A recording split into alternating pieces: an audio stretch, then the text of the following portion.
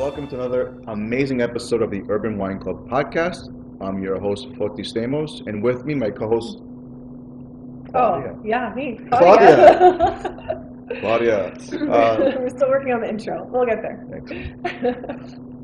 So, Claudia, as always, we have a lot of great topics to discuss, a lot of questions that are going on through the industry. And with this episode, what is it we're talking about? I want to talk about all the things that we as people in the industry probably want to tell diners at restaurants and explain certain things that go on behind the scenes in the wine world, but we kind of can't. You're definitely not going to say that at the table unless I ask. True, very valid points. And I'm sure you've heard this before. A lot of guests who go out for dinner sometimes will actually kind of take a step back and think about what they just got charged for having either their favorite wine or a wine that they thought was okay, and so forth. Yeah. But there's more to it than just that, right? Yeah, I think that's a great topic to start with is when people complain about price for a wine, whether they know it, they've seen it, or they Googled it, or they searched it on Vivino. What would you say to a customer that's complaining about price? Well, it all depends, because there's also when they complain about it, right? There's guests that come into the restaurant, they'll sit down, they'll browse and peruse the list, and they're looking at prices first before they look at selections or categories or descriptions. So some people come in with a set mind of what they want to spend too. They come out and they're hoping to spend, like, if they're just going to have glasses of wine, they're looking for the most inexpensive option. Yeah. And in today's market, and we're going to discuss specifically in the Boston market, if you're out dining, the range at the moment is between, I would say, $13 to $18 a glass average. Yeah. It's more or less, could be higher than that. And outside the city, whether it's North Shore, South Shore, West, and so forth, we're looking at maybe 12 to 15 bucks a glass. Yeah. Okay. And I noticed that in my personal experiences, there is a good percentage of guests that are just picking by the lowest price point by the glass. Okay. That's one type of guest. And when someone is looking and saying, oh, oh my God, I can't believe how prices have gone to where I'm paying for a glass which I can purchase for a whole bottle at a retail store. Yeah. So obviously there's a lot behind it. There's a reason why it costs that much, right? Yeah. You're coming out, you're getting the experience where you're having someone serve you. You're in someone else's environment, and that environment comes with costs. Yeah. And the fact that we're doing the job of letting you sit down and leaving everything up to us. Yeah.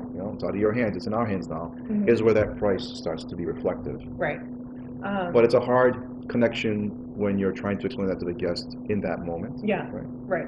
I think that's there's a very famous rule that applies to pricing wine, specifically wine by the glass. The idea is that if you get the cost of a bottle, that cost is what you would price it for one glass. And there's a number of reasons here, but it's a decent rule of thumb because first and foremost, that means as soon as you crack open that bottle, you're no longer losing money for that bottle, right? Sure. Which makes sense. You don't want to open up a bottle of wine, pour one glass, and not know if someone's going to buy the rest of the bottle by the glass, and you would have to waste the rest of the bottle. So it makes sense to have the cost covered. First and foremost. Yes. But second, like you said, it's an experience. So whenever someone says, I can go and get a whole bottle of this at a store and have it at home, then I always kind of say, not to be snarky, but I say, go do that. Well, my response is that, well, you can go to your retail store and bring it home, but you can't bring with you the servers, the cooks, and the whole dining room with you to your house. Yes. So when I mention that and they take a step back, then it kind of makes sense. Like, well, yeah, I guess at the end of the day, if I want this bottle of wine, which, by the way, let me crack it open, if I want this, I know, I'm slacking here. So if I want this bottle that I enjoy to be poured for me, like as is, we'll do a little cheers to this episode, is that if I'm looking for the bottle that I'm enjoying or that I like to be poured for me, the glass is coming from a kitchen that I didn't have to clean or polish, and it's going to be watched, meaning that, every so often someone's going to check in on me. Well, yeah, I guess I will pay $12 a glass or $15 a glass because it's being served in that manner to me. Yeah. The other thing, too, is that we, as wine consumers, we have access. I also want to say, do you really think those French fries cost them those truffle fries cost $8 for the restaurant to serve? No, it's all worked into the price. But we don't go and Google the current cost of a potato in that area and compare it on the menu. But it's the same concept. We just have access to apps, to Wine Searcher, etc., to see, what is this somewhere else if I were to buy this from a retailer. So that also is worked into the price for everything. So not only are you getting the experience, but then I also just like to have someone stop and think and like put your business thinking cap on, right? And think about the cost from the labor front of house, the labor back of house, the cost, especially in Boston or cities, like the cost of a building to have a roof over your head. You don't want to know. Let's just put it that way. It's better that you don't know. But it is costly, to your point. It's sickening. And it's the world we live in, and there's rising costs everywhere. So going out today, just keep in mind that it's going to be pricier. Yeah. But what I also want to point out is that we're hoping that that pricier experience will give us also a memorable experience as well. The idea is to keep in mind that, yes, you're spending more, but it's for a memorable experience. But yeah, it's very expensive to do business nowadays. And I also always like to think of like the unknowns that I'm unaware of. Like if there's a server carrying glassware and they trip and all that falls, right? Okay. Or if there is food that has to be thrown out. There's a massive amount of waste and risk in the restaurant business. So you just have to remember not only the cost of doing business and the value you're getting for that experience, but also there's just a massive amount of unknown for the person that's operating that restaurant. And yeah, it's always going to cost more, whether it's a French fry or whether it's a glass of wine or anything in between. And having said that, I mean, this is more for this actual. My perspective was for those that are just looking for a glass of wine, and then you have the perspective on those that are looking to purchase a bottle of wine, where the $15 glass, okay, but then when you get into the bottles, where some of these bottles are ranging, the average bottle of wine that's in mid-range quality is now hovering about $65 to $70 a bottle today. Yeah. And obviously that's going to jump your total, your bill, and that kind of also kind of hits a little harder when we're looking for a bottle to share, because maybe it's just if it's the two of us, or if there's a four of us, we might need two bottles. So that's another area that folks are also trying to adjust, because pre-COVID, some of these selections were in the $50 range, so the $20 jump per bottle, and obviously that adds up. But again, a lot of the programs that are out there are featuring wines that they believe in, that are curated for the concepts, and some of these wines are coming from areas around the world that are either limited in production, they're allocated, or they're here seasonally, so they're priced accordingly as well. And I think that for the most part, most programs do not want to feature wines that are available in retail to avoid that kind of that kind of funny area. Right. That's the other industry secret, is that there are a lot of valuable wines that are very rare, that are labeled as, and it depends on the market that you're in and what the laws are in each state, but there are some restaurant-only wines. Something's really scarce, and they only have a few cases for each market, and they will say, I will only sell this to restaurants. So the price of that wine is going to be higher, because not only was it probably an expensive wine to begin with, but there's this element where it is rare, and you can only get it at very few restaurants, and you'll never be able to get that from a retailer. So there's also a lot of, when you see wines that you don't recognize or why they're priced so high, it's probably because you actually can't go down to a retailer and get that bottle and take it home. Yeah, I'm a stickler for when I dine at restaurants for the first time, I'm always looking at carefully what the selections are. And if I see a lot of retail wines out there, I always say they did not do their homework. It was just not, there's no love here. Right. And the other thing that I also want to point out too, Claudia, is that I also pay attention to the way wine lists are formatted to justify. What's your preferred format?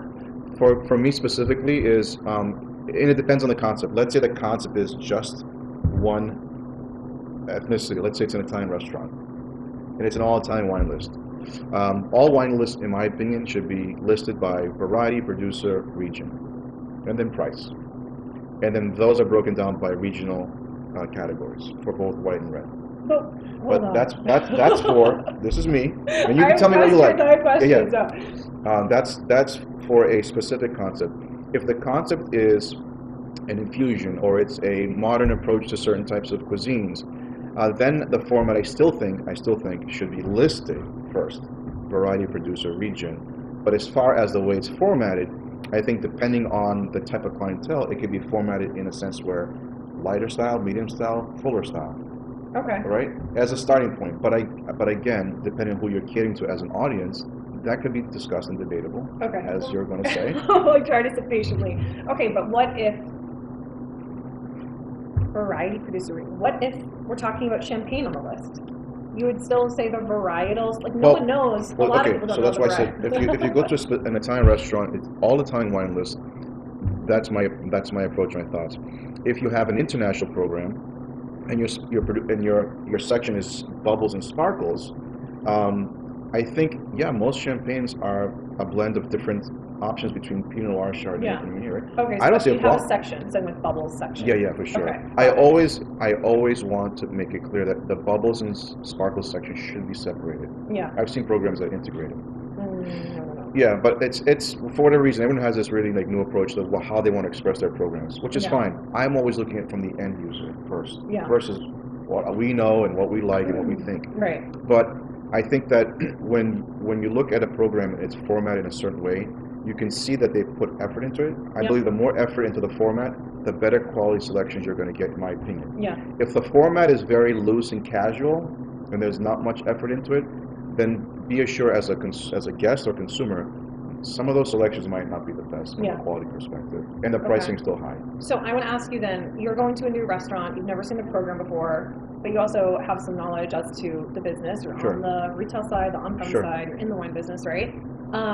What are you going for wine? Like, is it a glass? Is it a bottle? Is it a certain region, a certain kind? What's the best quality and price ratio? New restaurant going in, I'm always looking to start with a glass of wine. Okay. The glass of wine buys me time. Oh, smart. Right? So I never go in all in. I like to get a glass of wine, and it's usually going to be white for me. Usually white wine to start. I like to sip on it as everyone at the table is probably engaging conversation, discussing what's on the menu. Everyone's really in the food side of it, and I'm the only one sitting there with the wine list, just like, deep, like into like thought. Yeah. And then I go for the glass of wine, white, and then I'll look at, what are they featuring? Are they doing it by region, country, varietal? I look at that first, and for me, I look at who's with me too, right? If it's people from the industry together, I'll become more adventurous. If it's friends and family, or if it's just my wife and my kids, and my wife who's just a very, casual drinker, I'll go like something that's more approachable and easy. Okay. But if with, people from the industry together, I'll become more adventurous. And what does really adventurous mean? It's probably choosing varieties and wines that are not common in the market. Okay. Right? Okay. I'm always, looking for the next best European feature.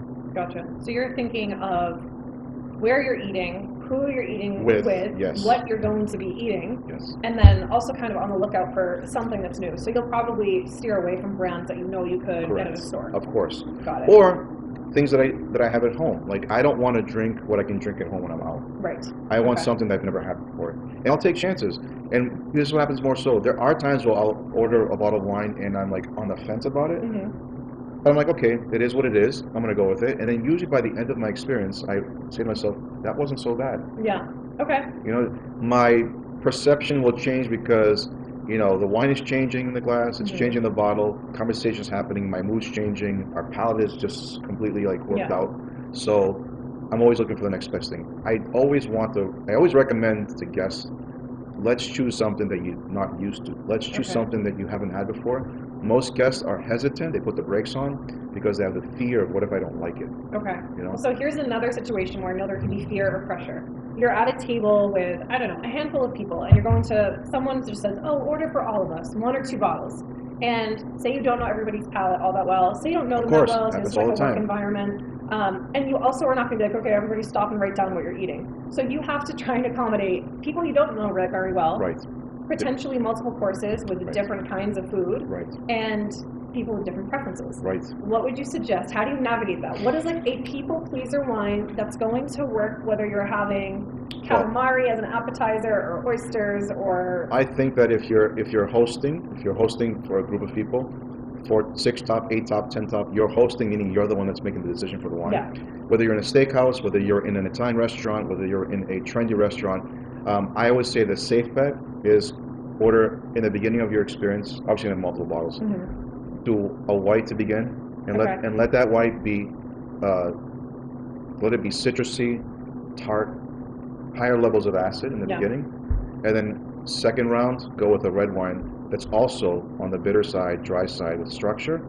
And over time, what's happening with all the guests at the table is their palate's working. so their palate is also going to become a little more intuitive to flavors and textures of the food. Okay. So by the time they're having their dinner, I guarantee you this because I see it all the time, they're going to enjoy it, whether they like those style of wines or not. Can you give me an example of the white and of the red? So to make it easy for our audience, like starting off is either start with a European Sauvignon Blanc, it could be French, it could be Italian, or something that has high acid, citrusy, and a really crisp finish. Mm-hmm. And then for the reds, I would say you can go either Tuscan reds, you can go Bordeaux, approachable Bordeaux, or you can go Northern Italian red as well.